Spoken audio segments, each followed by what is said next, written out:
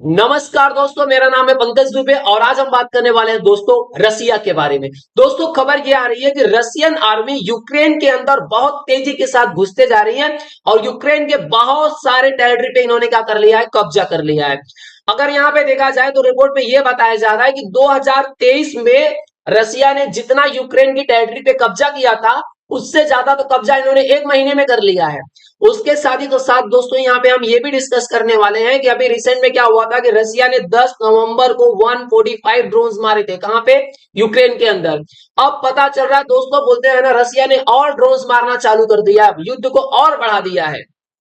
Plus यहाँ पे खबर आ रही है यूरोप से, यूरोप के लोग बोल रहे हैं भैया अब हमको अपना मिलिट्री बोलते हैं ना मजबूत करना पड़ेगा, क्योंकि जो ट्रंप आने वाले हैं अब ये कैसे बोलते हैं ना रसिया यूक्रेन को युद्ध को देखेंगे। ये क्या नेटो की मदद करेंगे या यूरोपियन कंट्रीज को आग में झोंक देंगे, बोलेंगे भैया तुम तुम्हारा देख लो, अमेरिका कुछ करने वाला नहीं। क्योंकि जो ट्रंप के बयान आए हैं तो ट्रंप ने सीधा बोल दिया भैया कि सारी जो यूरोपियन कंट्रीज आप नेटो में क्या करो, ज्यादा से ज्यादा पैसा दो और हम ये रसिया यूक्रेन का जो युद्ध चल रहा है तो आप जो बोल रहे थे बफर जोन बनाओ, सब बनाओ, उसमें हम कोई पैसा नहीं देने वाले, ना तो हमारे सोल्जर्स कोई पेट्रोलिंग करने वाले हैं।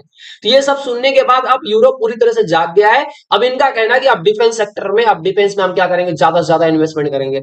अब दोस्तों यहाँ पे खबर ये भी है साथ में साथ कि यहाँ पे पुतिन ने क्या किया, यमन के हुतीस को भी ला दिया फाइटिंग के लिए, चलो भैया तुम भी लड़ो। तो अभी यहाँ पे देखिए यमन के हुतीस यूक्रेन में क्या कर रहे हैं, ये यूक्रेन से क्यों लड़ रहे हैं।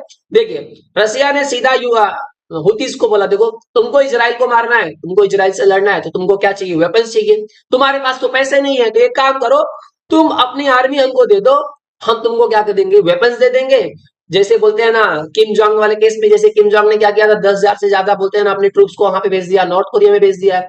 किम जोंग के पास पैसा नहीं है तो उनको ऑयल चाहिए, उनको चीते, भालू, चमगादड़, पक्षी, बहुत सारी चीजें चाहिए। रसिया ने बोला सब लेके जाओ, पूरा जू बना लो, जो चाहिए वो लेके जाओ, मिसाइल जो भी चाहिए, खाली क्या करो तुम भैया अपनी आर्मी को भेजो। तो इस तरह से डीलिंग चल रही है। तो यहाँ पे देख रहे हो ना कि मतलब बहुत सारे बोलते हैं ना चीजें एस्केलेट होते जा रही है। यहाँ पे बहुत सारे हुतीज का, जैसे बोलते हैं ना आतंकवादी ग्रुप का, कंट्रीज का इसके अंदर इन्वॉल्वमेंट होते जा रहा है। प्लस टेंशन यहाँ पे ये भी देखने को मिला, फिनलैंड, स्वीडन, नॉर्वे, डेनमार्क, इनका टेंशन और बढ़ते जा रहा है। इनको इनका क्या कहना है कि देखिए हमको पहले लगा था कि बोलते हैं ना रसिया यूक्रेन पे हमला नहीं करेगा, लेकिन अब उसने कर दिया है। अब यहाँ पे तो भाई साहब पैम्पलेट भी बांट दिया गया कि युद्ध होगा तो कैसे क्या करना है, तो मतलब इनकी ज्यादा हालत खराब है। तो उसके बाद यहाँ पे बोलते हैं ना फ्रांस का ये कहना, जर्मनी का कहना है कि भैया अगर ये 1 इंच भी आगे बढ़ रहा है तो ये आप समझिए कि डर बोलते हैं ना पूरे यूरोपियन कंट्रीज को हो सकता है। तो अब हमको जवाब देना चाहिए कि इस तरह से यूरोपियन कंट्रीज धीरे धीरे आप बोलते हैं ना आप बोलना शुरू कर दिए। तो दोस्तों जरा डिटेल में समझते हैं कि एक्चुअल में अब यहाँ पे हुआ क्या है, कि जो ये बोला जा रहा है कि अब यूक्रेन बोलते हैं ना अब रसिया बहुत तेजी के साथ यूक्रेन के अंदर घुसते जा रहा है। तो पहले इनसे मिला दो दोस्तों, ये कौन है, ये है जेम्स कॉड। ये भाई साहब बोलते हैं ना एक ब्रिटिश, पहले ये ब्रिटिश आर्मी में काम करते थे, बाद में इन्होंने बोला कि भैया कि हमने ब्रिटिश आर्मी को छोड़ दिया है, अब हम यूक्रेनियन आर्मी को ज्वाइन कर लिए। तो इनके बयान क्यों आया, पहले क्या हुआ गया कि ये कुर्स वाले रीजन पे लड़ रहे थे तो रशियन आर्मी ने इनको क्या कर लिया, पकड़ लिया। तो उसके बाद दोस्तों यहाँ पे आप देख सकते हो वीडियो में ये बता रहे हैं कि भैया कि मैं क्या था, मैं ब्रिटिश आर्मी में पहले काम करता था, फिर मैंने छोड़ दिया, फिर मैंने यूक्रेनियन आर्मी ज्वाइन की, मुझे बहुत दुख है कि मैंने यूक्रेनियन आर्मी भी साइन वाइन किया, मेरे को ज्वाइन किया।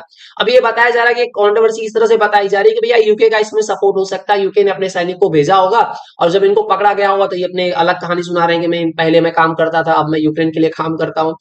तो ये भी बोलते हैं ना वीडियो को जानबूझ करके बोलते हैं ना सोशल मीडिया प्लेटफॉर्म पे सर्कुलेट किया गया, ताकि बोलते हैं ना यूरोपियन कंट्रीज को भी बोला जाए कि भैया कि तुम बोल रहे हो कि नॉर्थ कोरिया लड़ रहा है, नॉर्थ कोरिया लड़ रहा है, तुम्हारे सैनिक भी तो लड़ रहे हैं यहाँ पे। तो इनका क्या कहना था, जब इन्होंने वीडियो में बोला, तो इन्होंने वीडियो में बोला कि इट वाज स्टूपिड आइडिया, भाई साहब बहुत स्टूपिड आइडिया था। इन्होंने बोला कि ये जो कुर्स वाले रीजन पे यूक्रेन ने जो कब्जा किया, इनका कहना था, बोलते हैं कि हमारे जितने भी बोलते हैं वहां पे सोल्जर्स थे उन सब ने बोला कि ये जो यूक्रेन का आइडिया है कि रसिया के कुर्स वाले रीजन पर कब्जा करना, वो बहुत ही स्टूपिड है। क्योंकि रसिया बोलते हैं ना खुद जानबूझ करके अलाउ कर रहा है कि तुम हमारे अंदर बोलते हैं हमारे देश के अंदर प्रवेश करते जाओ, ताकि हम भी इंटरनेशनल लेवल पे बता सके कि यूक्रेन ने हमारी टेरिटरी पे क्या कर लिया है, कब्जा कर लिया है। और उतने भाग पे ही कब्जा करने दिया जिसको बोलते हैं ना रसिया आराम से पीट पाट के खत्म कर सकता था। पहले ये बोला गया कि यहाँ पे बोलते हैं ना 40% रसिया ने क्या कर लिया, अपनी टेरिटरी को वापस कर लिया है। बाद में खबर आई कि 70% तक ले लिया है। तो आप समझिए, देखिए 1-2 हफ्ते के अंदर पता चलेगा कि पूरा क्या कर लिया रसिया ने, वापस कर लिया है। यहाँ पे रसिया ने लगभग 50,000 से ज्यादा ट्रूप्स को यहाँ पे खड़ा कर दिया है।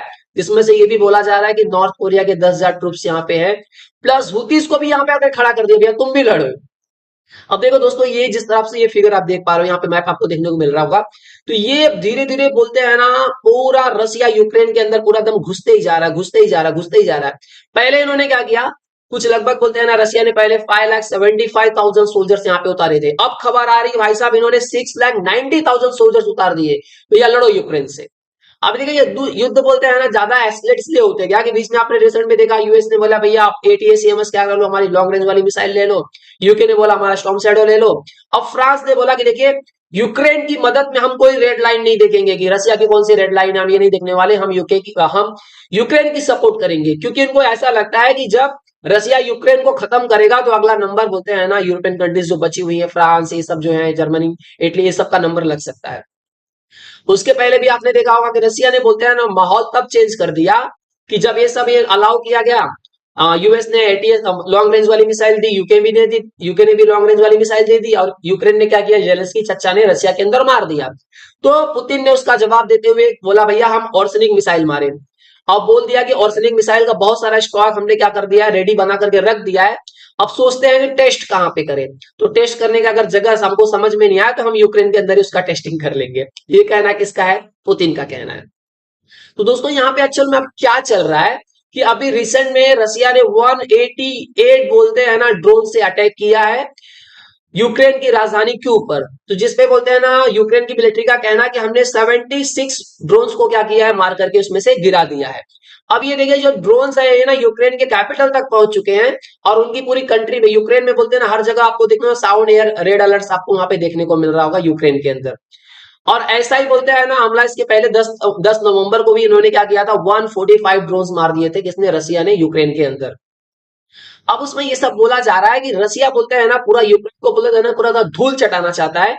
अब यहाँ पे देखिए रसिया ने क्या किया, पावर एंड वाटर सप्लाई भी इनकी क्या कर दिया, यूक्रेन की कट कर दी है। जहां पे बोलते हैं ना एक डैमेज कर दिया इन्होंने पावर ग्रिड को, तो जो मेजर बोलते हैं ना इलेक्ट्रिसिटी मिलती थी वेस्टर्न यूक्रेन को, वो भी क्या कर दी गई, यहाँ पे बंद कर दी गई, इलेक्ट्रिसिटी खत्म कर दी गई है, वाटर सप्लाई को पूरा डिस्टर्ब कर दिया गया है। मतलब रसिया ये सोच रहा भैया ना तुमको पानी पीने दूंगा ना तुमको इलेक्ट्रिसिटी मिलेगी, सब कुछ ठप कर दूंगा मैं। अब ये देखिए यहाँ पे ये मैं क्लियरली बोल सकता हूँ कि देखिए पुतिन ये कोशिश नहीं कर रहे हैं कि भैया मैं इस युद्ध को बढ़ा दूं, पुतिन कोशिश कर रहे हैं कि बस भैया कम से कम 1-1.5 महीना कैसे मैं संभाल लूं चीजों को। देखिए अगर पुतिन दम शांत बैठेंगे तो लोग बोलते हैं ना और उछल उछल कूद करके और भी लॉन्ग रेंज वाली मिसाइल देंगे, ये भी देंगे वो देंगे। तो पुतिन ये कोशिश कर रहे हैं कि बस 1-1.5 महीना निकल जाए, बस उसके बाद तो कहानी खत्म कर देंगे। अब यहाँ पे ये देखिए दावा किया जा रहा है कि रशियन फोर्सेस एकदम एडवांस हो गई हैं और बहुत तेजी के साथ यूक्रेन के अंदर घुसते जा रही हैं। जितना वो 2023 में कैप्चर किए थे उससे ज्यादा तो 1 महीने में 1 हफ्ते में ये लोग कैप्चर कर ले रहे हैं। यहाँ पे देख सकते हो रशियन आर्मी ने कैप्चर किया ऑलमोस्ट 235 स्क्वायर किलोमीटर पिछले सप्ताह में, और नवंबर में इन्होंने क्या कर लिया था, 600 स्क्वायर किलोमीटर का एरिया क्या कर लिया था, नवंबर में इन्होंने क्या कर लिया था, कैप्चर कर लिया था। तो ये सब तो चीजें चल रही है दोस्तों। तो अब इसमें पुतिन का यही है कि भैया बस समय निकालना है, कुछ दिन काटने हैं, उसके बाद ट्रम्प आएंगे। ट्रम्प का तो सीधा यही कहना है भैया कि हम यूक्रेन की सपोर्ट कोई खास करने वाले नहीं है। अगर यूक्रेन, देखिए ट्रम्प के अलाइंस का और ट्रम्प का ये कहना है कि अब तुम टेरिटरी तो भूल जाओ, जो रसिया ने ले ली है वो तो भूल जाओ, अब खाली ये सोचो कि शांति कैसे होगी। तो शांति समझौते के लिए ट्रम्प ने क्या बोला, ना तो हम पैसा देंगे, ना तो अपनी सेना को भेजने वाले हैं, ना तो कोई वेपन्स देने वाले हैं, तुम तुम्हारा देख लेना बाद में अगर हमारी बात नहीं सुनोगे। तो अब इसमें क्या होगा कि जब ये पीस टॉक होगा तो ये बोला जाएगा भैया जो रसिया ने कैप्चर कर लिया, इतना खर्चा किया, इतना मारपीट किया है, तो जो रसिया ने कैप्चर कर लिया और रसिया का, जो बचा हो यूक्रेन ले लो तुम। तो आई होप सो दोस्तों पूरा ये आर्टिकल आपको समझ में आया होगा और आपको एक क्लियर आइडिया यहाँ पे मिला होगा कि अब रसिया बोलते हैं ना पूरे अग्रेसिव मोड में आ गया है, बस 1-1.5 महीना बचा हुआ है। तो जितना ज्यादा से ज्यादा यूक्रेन की टेरिटरी पे कब्जा कर लूं, जितना बोलते हैं यूक्रेन के हिस्से पे कब्जा कर लूंगा, उतना रसिया के लिए यहाँ पे फायदा होने वाला है। तो आई होप सो दोस्तों ये पूरा वीडियो आपको पसंद आया होगा। दोस्तों अगर वीडियो पसंद आया तो वीडियो को लाइक करके हमारे चैनल को सब्सक्राइब कर लीजिएगा। And thank you so much for watching this video.